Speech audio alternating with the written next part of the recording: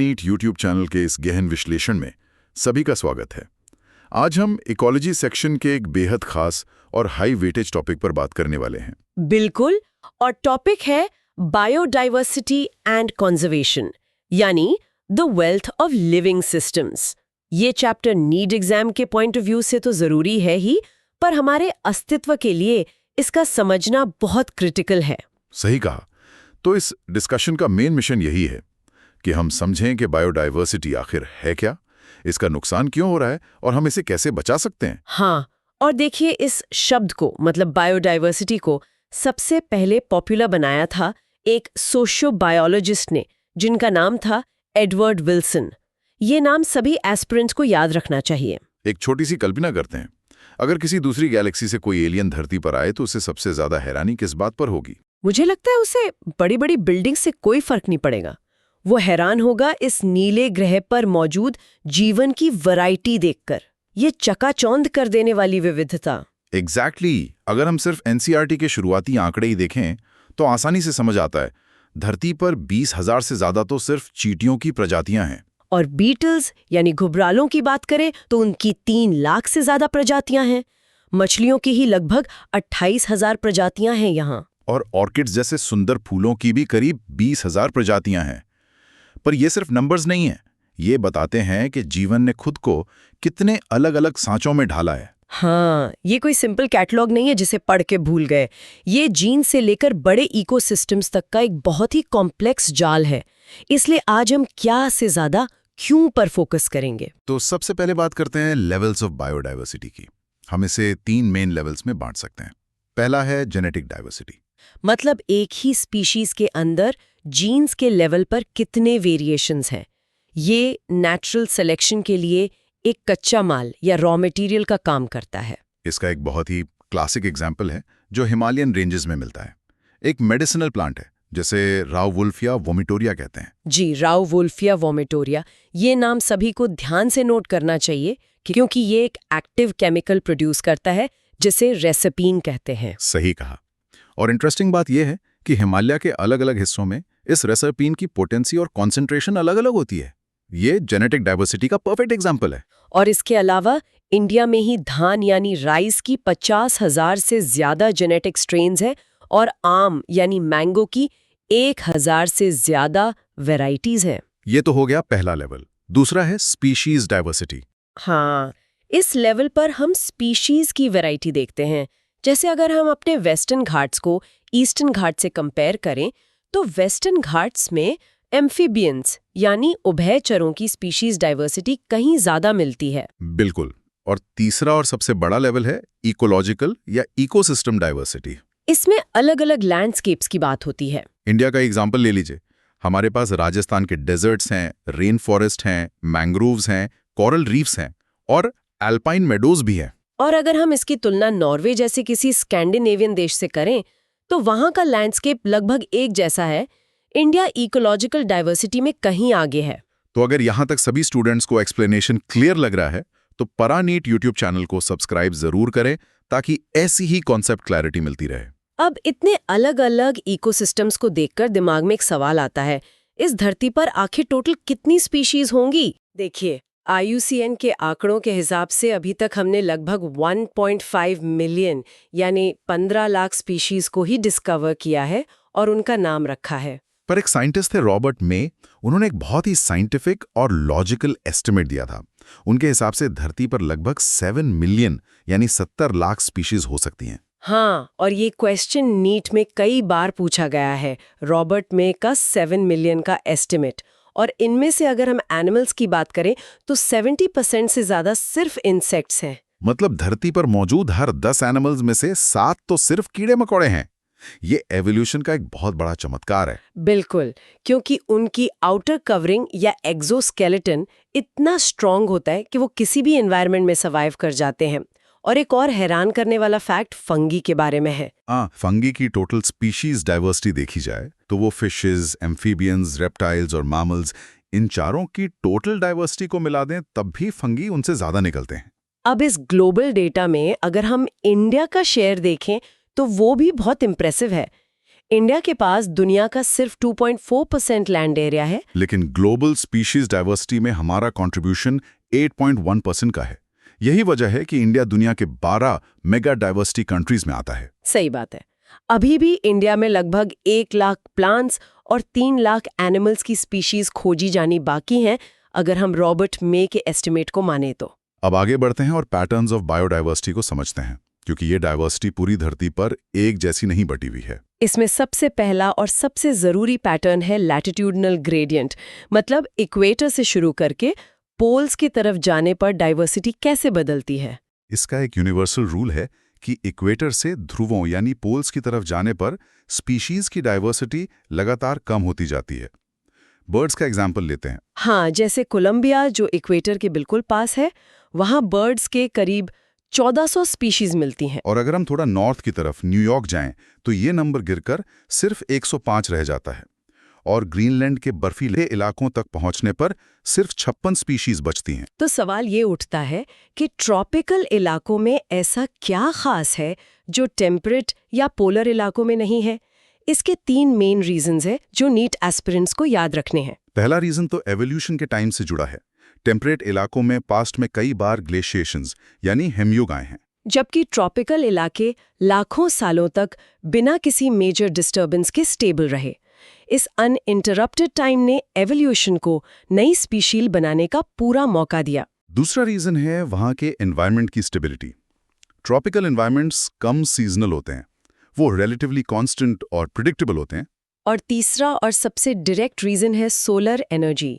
Equator पर sunlight सबसे ज्यादा मिलती है, जिससे प्रोडक्टिविटी बढ़ती है और उतनी ही ज्यादा डाइवर्सिटी को सपोर्ट मिलता है। इसका सबसे बेस्ट एग्जाम्पल है साउथ अमेरिका के अमेज़न रेन फॉरेस्ट्स।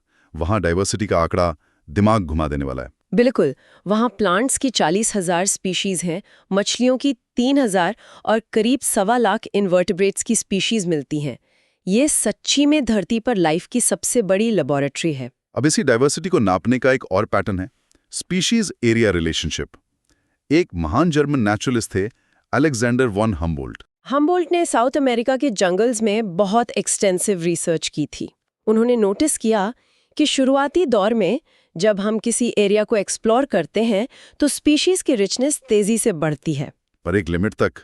उसके बाद एरिया कितना भी बढ़ा लो, नई स्पीशीज मिलने की स्पीड कम हो जाती है।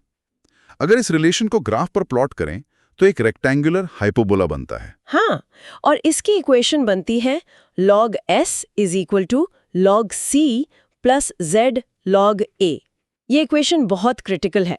यहाँ z की value slope of the line को दिखाती है। अगर छोटे एरियाज को देखें, जैसे किसी देश का एक स्टेट, तो z की वैल्यू 0.1 से 0.2 के बीच रहती है। लेकिन अगर हम पूरे कॉन्टिनेंट का एनालिसिस करें तो लाइन बहुत स्टीप हो जाती है और z की वैल्यू 0.6 से 1.2 के बीच चली जाती है। ये डायरेक्ट PYQ मटेरियल है। बिल्कुल। अब इकोसिस्टम की स्टेबिलिटी पर आते हैं। स्टैनफोर्ड के इकोलॉजिस्ट पॉल एरलिच का रिविट पॉपर हाइपोथेसिस सभी को याद होना चाहिए। ये हाइपोथेसिस पढ़ने में बहुत मजेदार है।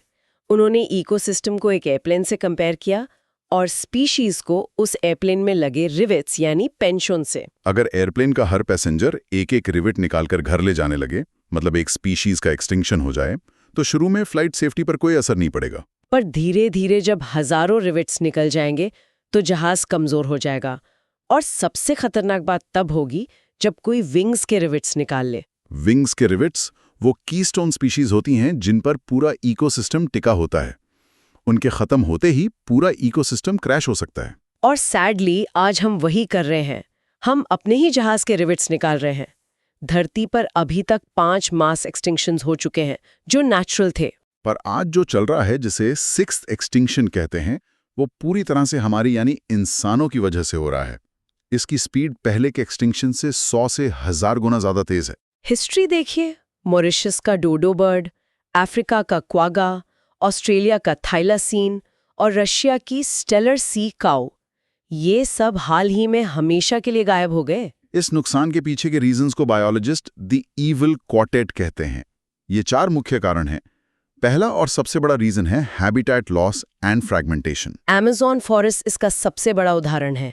जिन्हें पहले लंग्स ऑफ द प्लैनेट कहा जाता था, उन्हें सोयाबीन की खेती और बीफ कैटल पास्चर्स के लिए काटा जा रहा है। जब बड़े हैबिटाट्स को छोटे टुकड़ों में बांट दिया जाता है तो उन जानवरों को सबसे ज्यादा नुकसान होता है जिन्हें घूमने के लिए बड़ी जगह चाहिए होती है। दूसरा रीजन है ओवर एक्सप्लॉयटेशन, यानी जरूरत से ज्यादा शोषण। स्टेलर सी काऊ और पैसेंजर पिजन का एक्सटिंक्शन इसी वजह से हुआ था। इंसानी लालच के आगे नेचर टिक नहीं पाई। तीसरी वजह है एलियन स्पीशीज इन्वेजन। जब किसी इकोसिस्टम में बाहर से कोई नई स्पीशीज लाई जाती है तो वो इन्वेजिव बन जाती है क्योंकि वहां उसका कोई नेचुरल प्रेडेटर नहीं होता। जैसे ईस्ट अफ्रीका की लेक विक्टोरिया में नाइल पर्च मछली को डाला गया। उसके आने से वहां के करीब 200 सिचलिड मछलियों की स्पीशीज कंप्लीटली खत्म हो गईं। इंडिया में वाटर हाइसेंथ यानी जलकुंभी का एग्जाम्पल बेस्ट है। इसे इसके सुंदर फूलों के लिए लाया गया था, पर आज ये हमारी वाटर बॉडीज के लिए एक बड़ा खतरा बन गया है। और चौथा रीजन है को एक्सटिंक्शन। नेचर में कई स्पीशीज एक दूसरे पर डायरेक्टली डिपेंड करती हैं, जैसे प्लांट पॉलिनेटर म्यूचुअलिज्म। अगर एक इंसेक्ट खत्म होता है तो उस पर डिपेंड करने वाला प्लांट भी खत्म हो जाएगा। ये तो हो गए नुकसान के कारण। अगर इस पॉइंट पर एक्सप्लेनेशन क्लियर है तो सभी को याद दिला दूं, पारानीट पर ऐसे ही डिटेल्ड लेक्चर्स और रिवीजन नोट्स मिलते रहेंगे। अब सवाल आता है कि हमें इन्हें बचाना क्यों चाहिए। रीजंस फॉर कंजर्वेशन को हम 3 कैटेगरीज में बांट सकते हैं। पहला है नैरो यूटिलिटेरियन वैल्यू। इसमें वो डायरेक्ट फायदे आते हैं जो नेचर हमें मुफ्त में देती है, जैसे फूड, फायरवुड, फाइबर और सबसे जरूरी मेडिसिन्स। मार्केट में आने वाली 25% ड्रग्स डायरेक्टली प्लांट से आती हैं। दूसरी कैटेगरी है ब्रॉड यूटिलिटेरियन वैल्यू। ये वो सर्विसेज हैं जिनकी हम कीमत नहीं लगा सकते, जैसे अमेज़न फॉरेस्ट का ऑक्सीजन प्रोडक्शन और इंसेक्ट्स के थ्रू होने वाला पॉलिनेशन। सोचिए, अगर पॉलिनेशन के लिए रोबोट्स बनाने पड़े तो कितना कॉस्ट आएगा। और तीसरी वैल्यू है एथिकल। हमारा ये नैतिक फर्ज है कि आने वाली जनरेशन के लिए इस प्लैनेट को वैसा ही रखें जैसा हमें मिला था। ये कहा। अब इनको बचाने के तरीकों पर आते हैं, यानी मेथड्स ऑफ कंजर्वेशन। इसे मेनली 2 हिस्सों में डिवाइड किया जाता है, इन सिटू और एक्स सिटू। इन सिटू मतलब ऑन साइट कॉन्जर्वेशन। अगर आप एक टाइगर को बचाना चाहते हैं तो आपको पूरे जंगल को बचाना होगा। इसे बायोस्फीयर रिजर्व या नेशनल पार्क घोषित करना होगा। ग्लोबली ऐसे 34 यानी 34 बायोडाइवर्सिटी हॉटस्पॉट्स आइडेंटिफाई किए गए हैं। ये वो एरियाज हैं जहां स्पीशीज रिचनेस बहुत ज्यादा है, पर वहां हैबिटेट लॉस का खतरा भी उतना ही बड़ा है। इन 34 में से 3 हॉटस्पॉट्स इंडिया में आते हैं, वेस्टर्न घाट्स इन श्रीलंका, इंडो बर्मा और हिमालय रीजन। इसके अलावा इंडिया में 14 बायोस्फीयर रिजर्व्स और 90 नेशनल पार्क्स हैं। इन सिटू में एक और ट्रेडिशन है जो इंडिया में फॉलो होता है, सेक्रेड ग्रूव्स यानी पवित्र उपवन। मेघालय, राजस्थान, मध्य प्रदेश और महाराष्ट्र में ऐसे कई जंगल्स हैं जिन्हें लोग देवता का निवास मानकर पूजते हैं। वहां से एक पत्ता तक तोड़ना मना होता है। अब दूसरा मेथड देखते हैं, एक्सीटू यानी ऑफ साइट कंजर्वेशन। जब किसी स्पीशीज पर एक्सटिंक्शन का इमीडिएट थ्रेट होता है तो उसे वहां से निकालकर सेफली रखा जाता है, जैसे जूलॉजिकल पार्क्स, बोटैनिकल गार्डन्स और वाइल्ड लाइफ सफारी पार्क्स। और आजकल तो एडवांस टेक्निक्स आ गई हैं, जैसे गैमीट्स को लिक्विड नाइट्रोजन में सेव करना, जिसे क्रायोप्रिजर्वेशन कहते हैं। और फ्यूचर के लिए सीड्स को सीड बैंक्स में सेफली प्रिजर्व करना। कॉन्सेप्ट क्लैरिटी के लिए ऐसे ही पॉइंट्स पर ध्यान देना जरूरी है, इसीलिए पारानीट के साथ कनेक्टेड रहिए। एग्जामिनर की ट्रैप्स की बात करें तो स्टूडेंट्स को ईविल क्वार्टेट के एग्जाम्पल्स जरूर मैच द फॉलोइंग क्वेश्चंस के लिए याद रखने चाहिए। और हम्बोल्ट की इक्वेशन का Z वैल्यू वाला ट्रैप। बिल्कुल, इन सभी फैक्ट्स को ठीक से रिवाइज करना जरूरी है। तो इस गहन चर्चा से ये समझ आता है कि बायोडाइवर्सिटी कोई सजावटी चीज नहीं है, ये हमारे अस्तित्व की बेसिक रिक्वायरमेंट है। आज के इस लेक्चर से बायोडाइवर्सिटी और कंजर्वेशन का कंप्लीट कॉन्सेप्ट क्लियर हो गया होगा। पारानीट के साथ जुड़े रहिए और एग्जाम कॉन्फिडेंटली क्रैक करिए। और डिस्कशन खत्म करने से पहले एक थॉट प्रोसेस देकर जाता हूं। आज साइंस इतनी तरक्की कर रहा है कि हम डी एक्सटिंक्शन की बात कर रहे हैं। डोडो या मैमथ को डीएनए से वापस लाने की कोशिश चल रही है। हाँ, ये न्यूज में चल रहा है। पर जरा सोचिए, अगर हमें लगने लगे कि हम किसी भी जानवर को लैब में दोबारा बना सकते हैं, तो क्या इससे हम नेचर को डिस्ट्रॉय करने में और लापरवाह नहीं हो जाएंगे? ये तो वही बात हुई कि नेचर की इतनी बड़ी लाइब्रेरी को बिना पढ़े ही जला दो, क्योंकि हमें लगता है कि हम वो किताबें दोबारा लिख लेंगे। एग्जैक्टली। क्या ये टेक्निक हमें अपनी जिम्मेदारी से भागने का बहाना दे रही है? इस बारे में फुरकत में जरूर सोचिए। आपसे अगले सेशन में मिलेंगे। तो चलिए इसे समझते हैं। आज हमारे पास जो स्रोत